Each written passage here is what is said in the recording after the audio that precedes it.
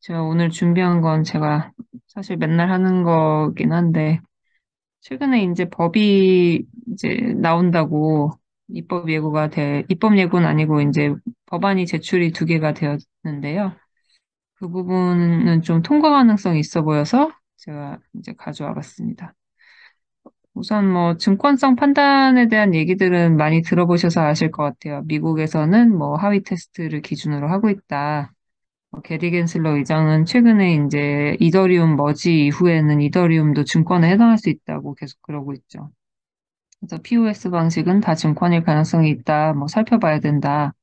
확답은 아니고 이런 얘기를 하고 있고 이제 SEC는 그램이나 킥에 대해서는 증권으로 본 사례가 이미 있습니다.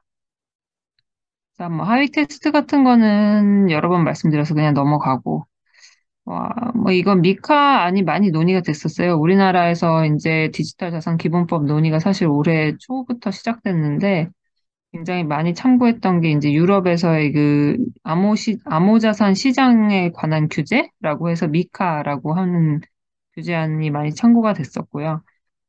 미카 안 같은 경우는 유틸리티성 토큰하고 자산 준거 토큰이라고 해서 우리가 흔히 알고 있는 이제 담보형 스테이블 코인 그리고 전자화폐성 이제 암호자산이라고 해서 이제 사실상 우리나라로 따지면 뭐 환불전자지급 수단이나 이런 전자지급 수단으로서 활용되는 그런 크립토 암호자산까지 감안해서 이 세 가지 종류로 분류를 하고 있는 법안인데 여기서는 이제 증권에 해당하는 금융투자 상품은 배제한다라고 써 있습니다. 그래서 이런 것들은 각 개별 국가별로 별도로 판단을 하게 될 거다라는 내용이고 이제 올해 초부터 계속해서 이제 금융위는 디지털 자산에 대한 법을 만들겠다라고 해 왔었어요. 그래서 디지털 자산 기본법이란 이름으로 좀 광범위한 규율 체계를 도입하려고 했었죠. 원래는 이제 좀뭐 업에 대한 규제도 넣고 뭐 또 뭐 지능까지는 아니겠지만 완전히 규제 일변도의 그런 법안을 예상했던 것 같진 않아요. 여기 보셔도 뭐 균형 있는 발전과 뭐 규제 뭐 이런 식으로 계속 얘기를 했었죠. 근데 이제 그래서 이제 뭐 디지털 자산 민간합동 TF도 출범을 하고 이러던 와중에 이제 최근에 이제 FTX 사태와 뭐 중간에 루나테라 사례 뭐 이런 것들이 있으면서 규제 일변도로 이제 급격하게 입장을 변화했습니다. 그래서 이제 나온 법안이 윤창현 의원안과 백혜련 의원안 요게 이제 가장 최근에 지금 제출된 법안이고 윤창현 의원안 같은 경우는 10월 말에 이제 제출이 됐고, 백혜련 의원안은 11월 10일, 그러니까 지난주 목요일에 제출이 됐습니다. 그리고 지금 국회 법제사법위원회에서 이게 논의가 될 텐데, 국회 법사위는 15일, 17일에 정무위 소위가 있었고, 그래서 이때는 논의가 안 됐는데, 이제 대부분 11월 말 내지는 12월 초에 논의가 돼서 통과가 되지 않을까라고 예측을 하고 있어요. 그 이유가 이제 얼마 전에 지지난주 FTX 사태가 벌어진 이후에 금융 당국에서도 굉장히 좀 당황하면서 그 현장 점검도 했고 그리고 이제 당정 협의 체제도 이제 얼마 전에 14일에 이제 민당정이 모여서 이제 간담회도 했어요. 그래서 이제 대부분 이제 업계에서는 요번에 연말에는 이 두 개 법안이 사실상 내용이 되게 비슷하거든요. 그래서 금융위에서도 요쪽에 대해서는 이견이 없는 걸로 사실 어, 생각을 하고 있기 때문에 요 두 개 법안을 절충시킨 법률안이 통과가 되지 않을까라고 전망을 하고 있습니다. 그러면 이제 요 법안의 내용이 어떻게 되어 있는지를 오늘 좀 살펴보는 시간을 가져보려고 이제 가져왔고요. 두 개 법안의 이제 기본적인 골자는 거의 비슷한데, 이제 윤창현 의원안은 정부 여당 법안이고, 백혜련 의원안은 이제 야당 법안이긴 하지만 정무위 위원장이세요, 백혜련 의원이. 그래서 이 법안이 좀 의미가 있죠. 정무위 위원장이 제출한 법안이다 보니까. 네, 그치만 뭐 사실상 내용은 거의 동일하기 때문에 뭐 크게 이견이 없이 통과될 것으로 생각한다. 지금 국회의 이제 분위기는 어, 이제 양당이 공의 투자자 보호를 위한 법률은 필요하다라는 입장으로 보여집니다. 이제 차이점은 우선 윤창현 의원안은 용어를 디지털 자산이라는 걸 쓰고 있고 백혜련 의원안은 가상자산이라는 용어를 그대로 쓰고 있습니다. 이제 사업자 부분이 이제 좀 어, 우리가 기본 기본법이 통과가 될 때는 사업자 분류가 좀 늘어날 거라고 사실 전망을 했었어요. 그리고 뭐 업자 규제도 생기고 진입 규제도 생길 거라고 생각했는데 그 이후에 보시면 그냥 특정금융정보법상 가상자산 사업자를 그대로 가져오는 것으로 양 당에서 제출된 법안이 다 써 있기 때문에 지금 현재 상황에서 이제 사업자가 추가되거나 뭐 배제되거나 하지는 않을 것으로 생각이 됩니다. 그리고 이제 이번 법에서 이제 새롭게 들어오는 내용은 사실 제6조라고 생각을 하시면 될 것 같아요. 제5조 내용도 좀 이제 이전하고는 좀 달라지게 되는 부분이 있는데, 이전에 이제 특정금융정보법에서는 어떻게 되어 있었냐면 요 전단까지였어요. 디지털 자산 사업자는 이용자의 예치금을 고유재산하고 분리한다. 별도 보관한다라고까지만 써 있었었는데, 이 뒤에 이제 두 법안 다 마찬가지로 은행법에 따른 은행 등 대통령령이 정하는 방법에 따라 신탁하여 관리하여야 한다라고 하고 있기 때문에 이제 지금은 특별하게 이제 뭐 신탁 계약을 체결해서 거기다가 맡기고 이런 형태가 아니라 사실 뭐 은행 계좌를 두 개 사용하면서 한 개는 법인 계좌, 하나는 고객 예치금 계좌 이런 식으로 이제 운영을 하고 있는 걸로 알고 있는데 이제 완전히 고객 자금은 신탁을 하도록 이제 법에서는 규정을 하고 있고 그렇게 되면 이제 업자들은 이제 뭐 약간의 부담을 느끼긴 하겠죠. 원래는 기존에는 그렇게까지 이제 별도 보관은 하더라도 신탁하면 아예 손도 못 대게 되는 거거든요. 이제 그래서 뭐 그런 부분들이 좀 변경된다. 그리고 이제 사실은 업자들한테 좀 크게 의미가 있는 거는 6조 7호일 수 있을 것 같아요. 근데 6조는 디지털 자산의 보관인데, 음, 기존에는 디지털 자산을 분리해서 보관할 걸 규정하고 있지는 않았어요. 그래서 이거는 뭐 사실상 이제 뭐 회계 감사를 받을 때는 이용자 자산을 뭐 100% 이제 보유하고 있는지를 보고를 하긴 하지만 그건 이제 감사 시즌이 아니면 사실 어떻게 사용하고 있는지 알 수는 없는 거니까 이걸 법에다가 넣어야 된다라고 해서 이제 이용자 디지털 자산을 완전히 분리해서 보관하라고 하고 있고 또 이제 좀 굉장히 엄격하게 위탁받은 종류와 수량, 동종 동량을 그대로 현실 보유하고 있도록 이제 법으로 규정을 하고 있습니다.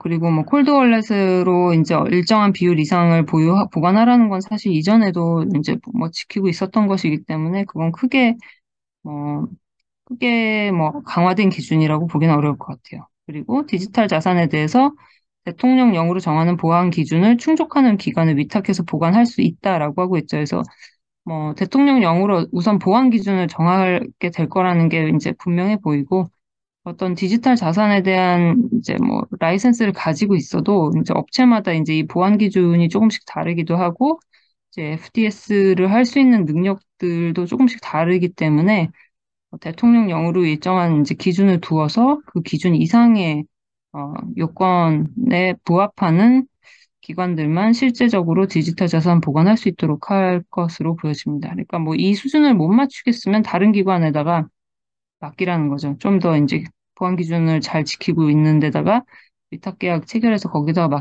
맡겨라. 약간 이런 취지로 생각하시면 될 것 같습니다.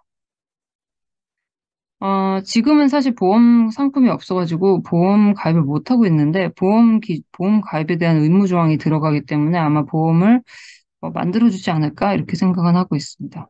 이 조항이 이제 들어오게 되는데 사실은 이 조항 제8조를 만들기 위해서 이 법이 생겨났다고 생각하셔도 될 것 같아요. 이전에는 이 불공정 거래 행위가 금지하는 법이 없었죠. 없어서 뭐 동일한 행위를 하면은 형법상 사기죄로 처벌을 받았었어요. 근데 이제는 미공개 중요 정보 이용 행위, 그러니까 뭐 내부 정보 유용이죠. 뭐 그런 행위도 규제하고 이 항에 보시면 이제 매매를 유인할 목적으로 이제 위장 매매, 가장 매매, 통정 매매 같은 걸 할 수 없게 됩니다. 그래서 시세 조정 행위를 할 수 없게 되는 게 이 항의 규정이고 3항도 이거는 이제 부정거래라고 해서 굉장히 광범위한 행위를 다 규정하고 있는데 부정한 수단, 계획, 기교를 사용하는 행위, 그리고 중요 사항에 관하여 거짓의 기재나 표시를 하거나 타인에게 오해를 유발시키지 아니하기 위하여 필요한 중요 사항의 기재 또는 표시가 누락된 문서, 그 밖의 기재 또는 표시를 사용하여 금전, 그 밖의 재산상 이익을 얻고자 하는 행위, 그리고 뭐 거짓 시세를 이용하는 행위, 뭐 이런 것들이 이제 다 규제 대상이 돼서 지금 자본시장법 규정이 사실 그대로 이제 대상만 빼고 문구는 거의 완전 동일하게 들어온 것이라고 생각을 하시면 될 것 같아요. 그래서 뭐 최근에 뭐 아시는 분은 아시겠지만 코인베이스에서도 ICO 정보, ICO가 아니라 뭐죠? 상장 정보를 이제 내부 직원이 사전에 확보를 해가지고 그걸 자기 친척들한테 알려줘서 사고 팔아서 차익을 실현한 뭐 이런 것들이 이제 적발이 돼가지고 그 사람이 지금 형사처벌도 받을 예정이고 기소가 됐죠. 뭐 우리나라로 따지면 기소가 됐고 민사상 손해배상 소송도 지금 진행 중인데 이제 우리나라에는 이제 이거를 다 이제 사기죄로 지금 처벌을 하고 있는 상황이에요. 근데 이제 제8조가 들어오게 되면은 그냥 좀 더 용이하게 어, 규제를 할 수 있게 되는 측면이 있습니다. 그래서 그런 점이 있고 요 조항이 이제 좀 더 또 의미가 있는 부분은 이게 굉장히 이제 벌칙을 가시면 되게 높아요. 양형이. 1년 이상 8조였거든요. 아까 그게 1년 이상의 유기징역 또는 위반 행위로 얻은 이익 또는 회피한 손실액의 3배에서 5배 이하에 해당하는 상당하는 벌금형에 처하게 되는 거죠. 어, 그리고 만약에 그때 이제 얻은 이익이나 회피한 손실이 없다고 하더라도 어, 벌금 상한액이 5억 원. 그러니까 5억 원까지 벌금을 낼 수 있게 되는 상황이 되는 거고 그다음에 1항의 위반 행위, 1항의 위반 행위는 이제 미공개 정보 유용이거든요. 요때는 이제 요때도 징역형이 되게 높죠. 50억 원 이상이면 무기 또는 5년 이상의 징역, 5억 원 이상 50억 원 미만일 땐 3년 이상의 유기징역. 그리고 1항 또는 2항에 따라 징역에 처하는 경우는 벌금을 병과할 수 있다라고 되어 있는데 1항하고 2항은 이제 미공개 중요정보 이용 행위랑 시세 조정 행위를 했을 때는 징역형을 받으면 자격정지 벌금도 이제 엔드 조건으로 받을 수 있게 됩니다. 그래서 이때 벌금이 뭐 5억 원이었죠. 실제 이익이 없을 때는 5억 원이고 이익이 있으면 3에서 5배 이하의 벌금이니까 뭐 예를 들면 5억을 벌었다 하면 뭐 최대 25억까지 벌금을 맞을 수도 있게 되는 이런 이제 무거운 중형이 들어오게 되었습니다. 그래서 요 8조와 16조가 굉장히 이번 법에서 의미가 있는 조항이라고 생각을 하시면 될 것 같아요. 사실은 요것 때문에 요 법을 만든 거다라고 생각을 하시면 될 것 같고 윤창현 의원안은 조금 특징적인 사안이 이게 부칙 조항인데 이제 단계별로 자기들이 법을 입법하겠다 이렇게 말을 하고 있어요. 그래서 이번 법은 불공정거래 행위에 대한 규제를 중심으로 이제 법이 입법되지만 앞으로는 뭐 여러 가지를 이제 단계적으로 좀 더 규율 체계를 확립하고 다른 업종들, 디지털 자산 평가업, 자문업, 공시업에 대한 규율 체계도 마련할 거다. 그리고 영업행위, 디지털 자산 사업자 영업행위 규율이 지금은 없거든요. 뭐 예를 들면 뭐 내부의 뭐 내부 통제 규칙을 어떻게 마련을 해야 되고 뭐 이해상충 방지 장치는 어떻게 해야 되고 뭐 이런 내용들이 없는데 그런 것들은 앞으로 도입할 거다. 뭐 이런 취지로 지금 하고 있습니다. 그래서 이제 2022년 11월 14일에 이제 민당정 간담회를 했는데 이때는 불공정거래 규제와 이용자 보호제도 우선 입법이 필요하다라고 하면서 이렇게 아까 보신 그 법을 입법하겠다라고 한 거고요. 이 항에 보시면 이제 주된 쟁점은 가상자산 보관 의무와 예치금 분별 관리 의무를 강화한다. 도산 격리라는 건 이제 파산했을 때 이제 고객 자산하고 사용, 그, 회사 자산을 격리시켜야 되는 그 부분이거든요. 그거를 실현시키려고 한다는 거고, 이제 FTX 사태 이후로 지금 계속 문제되는 게 사실 자기 발행 토큰이에요. 어, 자기 발행 토큰을 유통시키기 위해서는 이제 내부에서 별도의 규정을 마련하도록 지금까지는 하고 있었는데, 이 FTX 사태에서는 이제 FTT를 뭐 마음대로 발행한 다음에 그 발행한 것을 또 담보로 해서 자기들이 뭐 투자를 받기도 하고 그 토큰을 이용해서 다른 데 투자하기도 하고 이런 것들이 이제 문제가 돼서 사실상 뭐 폰지 사기 형태처럼 어, 자산이 자산을 낳고 또 자산을 낳고 뭐 이런 식으로 지금 된 것 같은데 그러다 보니까 이제 자기 발행 토큰에 대해서 우리나라 원래도 좀 부정적인 입장이었는데 굉장히 부정적인 인식이 너무나 강화돼가지고 이전에는 이제 보관업자들은 자기 발행 토큰 할 수는 있었어요. 보관업자는 거래업자야 뭐 그거를 가지고 거래 수단으로 사용한다든지 하니까 그거를 금지를 했었는데 사실상 네, 보관업자는 뭐 예를 들면 페이 프로토콜 같은 경우도 보관업자로 라이센스 받으면서 완전히 자기는 아니죠. 자기와 특수관계인 회사에서 발행한 토큰을 이제 유통시키는 것을 전제로 해서 신고도 수리가 됐는데 앞으로는 이런 것들이 좀 문제가 될 것 같아요. 그래서 보관업자들이 사실 대부분 자기 발행 토큰을 담기 위해서 지갑을 만들고 그 지갑 사업자 라이센스를 취득했었는데 이게 좀 어려워질 수도 있을 것 같다는 부분입니다.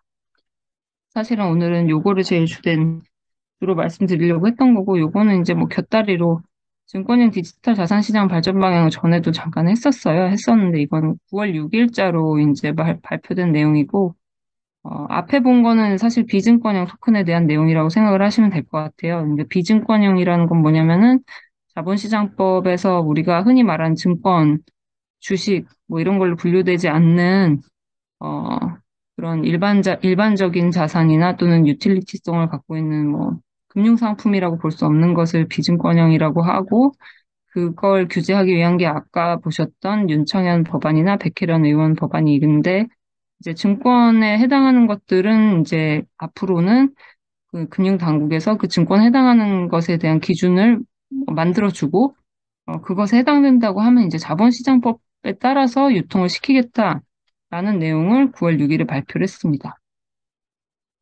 요거는 증권에 해당하는 게 증권형 토큰이겠죠. 그래서 요거는 이제 보시고, 근데 아직 이게 나오질 않아서 원래는 11월에 나와야 되는데 지금 계속해서 늦어지는 게 여러 가지 이슈들이 있기 때문인 것 같아요. 이제 이 FTX 사태가 없었어도 좀 더 빨리 발표가 되지 않았을까 싶은데 이게 이제 11월 중에 발표를 한다고 했는데 12월 초 정도에는 발표가 되지 않을까라고 기대를 하고 있고 요게 되면 이제 요거에 이제 기본적으로 지금 판단 기준은 백서나 투자자와의 계약, 묵시적인 계약 내용, 사업 구조, 수익 분배 내용, 뭐 광고 등을 보겠다라는 거죠. 수익 배분을 약속하면 뭐 거의 100% 증권으로 볼 것 같습니다.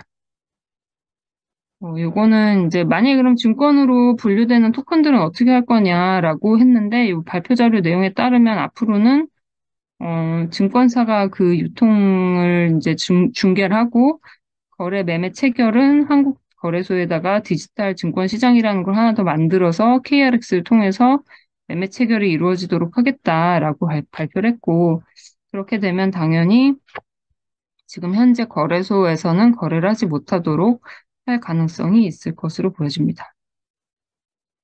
발행 시장은 이제 발행을 하는 방법에 대해서 이제 쓴 거고, 유통 시장은 아까 말씀드린 그 디지털 증권 시장에 대한 것입니다.